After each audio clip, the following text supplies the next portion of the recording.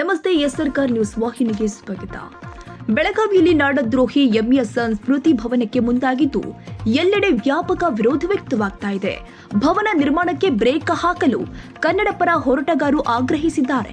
ಹಿರಿಯ ಕನ್ನಡಪರ ಹೋರಾಟಗಾರ ಅಶೋಕ ಚಂದ್ರಗೆ ನೇತೃತ್ವದ ನಿಯೋಗದಿಂದ ಜಿಲ್ಲಾಧಿಕಾರಿಗಳಿಗೆ ಭೇಟಿ ನೀಡಿ ಯಾವುದೇ ಕಾರಣಕ್ಕೂ ಸ್ಮೃತಿ ಭವನ ನಿರ್ಮಾಣಕ್ಕೆ ಅವಕಾಶ ಕೊಡಬಾರದು ಎಂದು ಮನವಿ ಕೂಡ ಮಾಡಿಕೊಟ್ಟಿದ್ದಾರೆ. ಕೃಷಿ ಜಮೀನು ಭೂ ಪರಿವರ್ತನೆ ಮಾಡದೆ ಭವನ ನಿರ್ಮಾಣಕ್ಕೆ ಭೂಮಿ ಪೂಜೆ ಮಾಡಲಾಗಿದೆ. ಮಹಾರಾಷ್ಟ್ರ ಪರ ಹೋರಾಟಗಾರ ಮೃತಪಟ್ಟವರಿಗೆ ಹುತಾತ್ಮರು ಎಂದು ಬಿಂಬಿಸಲು ಎಂಎಸ್ ಯತ್ನಿಸ್ತಾ ಇದೆ ಎಂದು ಜಿಲ್ಲಾಧಿಕಾರಿಗಳಿಗೆ ಹೋರಾಟಗಾರರು ಮನವರಿಕೆ ಮಾಡಿದ್ದಾರೆ. ಶಾಂತಿ ಸೌಹಾರ್ದತೆ ಇರಬೇಕು ಅಂತ ನನ್ನ ಭಾವನೆ.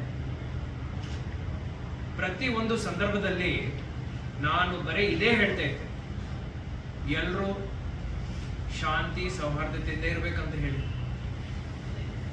ಆ ನಿಟ್ಟಿನಲ್ಲಿ ಶಾಂತಿಗೆ ಭಂಗ ಆಗೋ ರೀತಿಯಲ್ಲಿ ಯಾರಾದರೂ ಯಾವುದೇ ಹರಕತ್ ಚಟುವಟಿಕೆ ಮಾಡ್ತಾ ಇದ್ದಾರೆ ಅಂದ್ರೆ ಅದನ್ನು ನಾವು ಮಾಡಲಿಕ್ಕೆ ಬಿಡಲ್ಲ. ಸದ್ಯಕ್ಕೆ ತಮ್ಮ ಮನವಿಯನ್ನು ನಾನು ಅಫಿಷಿಯಲಿ ಸ್ವೀಕಾರ ಮಾಡ್ತಾ ಇದ್ದೀನಿ. ಇದರ ಜೊತೆ ಇವತ್ತೇ ಅವರಿಗೆ ಒಂದು ನೋಟಿಸ್ ಜಾರಿ ಮಾಡ್ತೇನೆ. ನಮ್ಮ ಮಾಹಿತಿ ಪ್ರಕಾರ ಆ ಒಂದು ಪ್ಲಾಟ್ ಏನವರು ಹೊರಟಿದ್ದಾರೆ ಮಾಡಲಿಕ್ಕೆ, ಅದಕ್ಕೆ ಪಿನ್ಶೇತಿಗೆ ಆಗಲಿಲ್ಲ.